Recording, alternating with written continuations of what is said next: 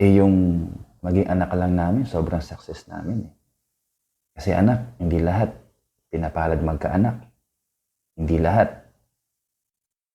kumpleto yung pangangatawan na ng anak. Yun! May game 7 pa. Kala ko tapos na eh. Talagang kakaiba rin arrive nitong Ant-Man na to eh. Talagang parang classic Jordan yung mga niya. Fighting spirit niya. Ayos, game 7 tayo. Pa, Oh, nagtitra po pala si Mama. Sabi niya po sa akin, bukas po ng umaga, sisa niya na po yung base po para sa bahay. okay, snack. Sige, tama. Bukas na rin babayaran to. Kaya Pa, Oh, di ba matagal na po si Mama sa abroad? oh. Bakit? Pa, kung pwede po tayo bumili ng sariling bahay. Kasi Papa, parang sayang lang din naman yung binabayad dito eh.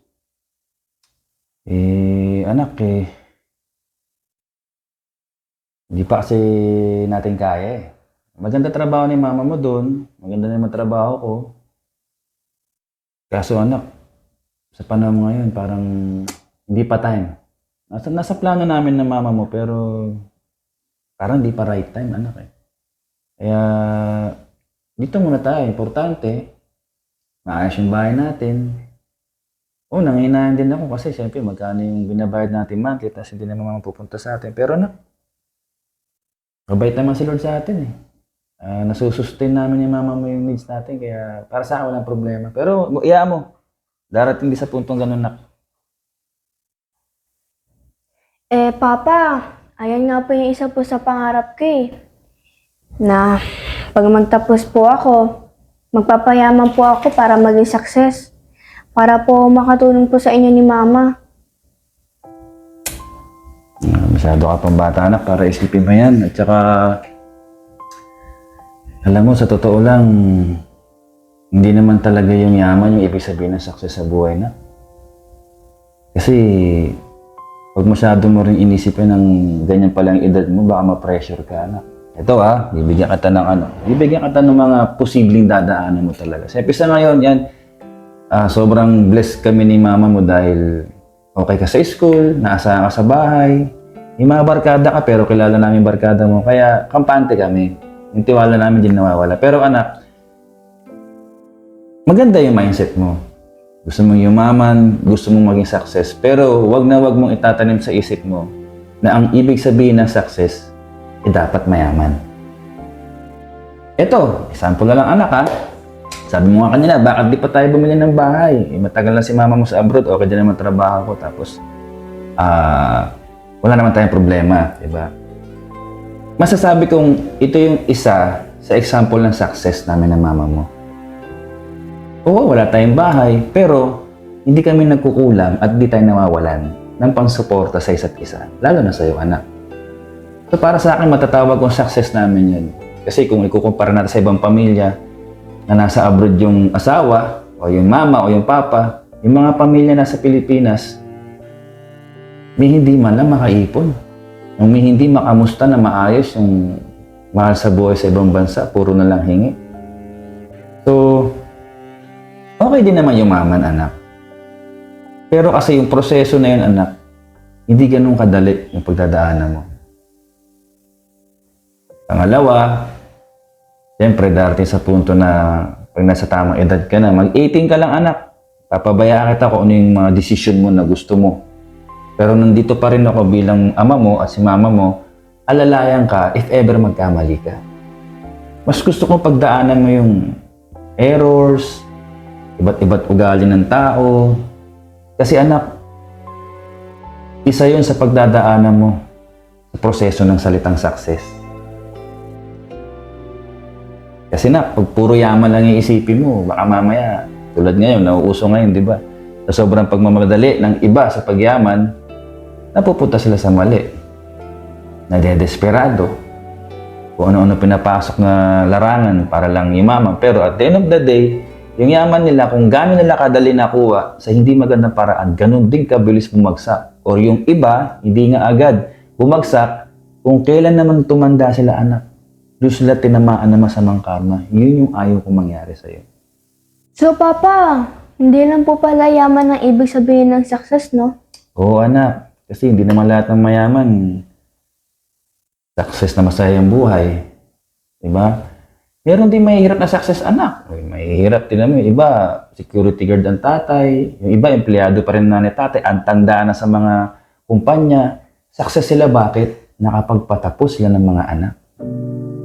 Kasi kung titingin ka lang ngayon, lalo sa mga social media, sasabihin pa ng iba, mag-empleyado ka ng 30 years, 40 years, ang yayaman dyan yung kumpanya. Totoo naman eh. Pero nung unang panahon kasi talaga, nung wala pang social media, anak, ganun lang talaga yung typical na buhay ng tao. Trabaho, magsikap, pag-aralin ang anak pag nakatapos. Ang daming anak na naging success sa buhay na yung mga magulang trabahante lang. Hindi kasi natin talaga pwedeng sabihin yung isang masamang karanasan ng isang tao sa kumpanya o sa dating trabaho niya, i-general na natin na lahat ng dadaan sa pagiging empleyado, wala nang karapatan yumaman na maging success. Tsaka anak, alam mo, para sa akin bilang ama mo, matatawag ko na rin na success to nangyari sa atin, lalo sa amin ng mama mo. Yung maging anak lang namin, sobrang success namin. Kasi anak, hindi lahat pinapalad magkaanak.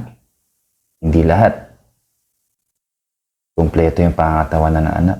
Kaya, para sa akin, success ko matatawag yun. Plus, anak, yun lang mabigay namin sa iyo lahat ng kumpleto at hindi nang kukulang. At ganoon din kami ni mama mo sa isa't isa. Sobrang success na yun para sa akin. Kaya, wag mong lunurin yung isip mo na kailangan maging mayaman ka muna bago mo maramdaman yung success. Tsaka at the end of the day, no? Hindi madadala sa hukay ang sobrang yaman. Kaya, mag-aral ka mabuti. Nandito lang kami ng mama mo. Kung ano man yung mga pagdaanan mo, alalayan ka namin. At syempre, ang pinakaisa sa pinaghahandaan namin, na sana maging success kami ng mama mo, pag nasa time ka na meron ka ng asawa. Tanda mo yan, anak. Isa yan sa pangarap namin ng mama mo na sana yung kukuha sa'yo sa amin, hindi ka sasaktan at hindi magiging anay sa pagiging magulang namin sa'yo. Ha? Sige na. Ano lang, relax ka lang, aral ka lang, nandito lang kami. Basta, success ka o hindi, nandito kami. Ang success, anak, kailangan mong pagdaanan yung mga struggle ng buhay. Mas gusto kong pagdaanan mo yan. Kaysa masyado kitang ihatid doon sa success talaga dahil kami na mama mo, ilang bagyo, baha, struggle, pagsubok sa buhay, ilang mga taong mapagsamantala pinagdaanan namin bago kami naging ganito. At sana nga, uulitin ko, kung makukuha mo kabiyak, parehas mo ugali or marunong rumispeto sa magulang. Lalo na sa amin. Ha? Sige po, Papa. Maraming salamat po. Direcord ko po yung sa utak ko. Sige na, anak. Tulog na po ako. Pahinga ha. Ano ko lang itong nag-reveal ako sa basketball.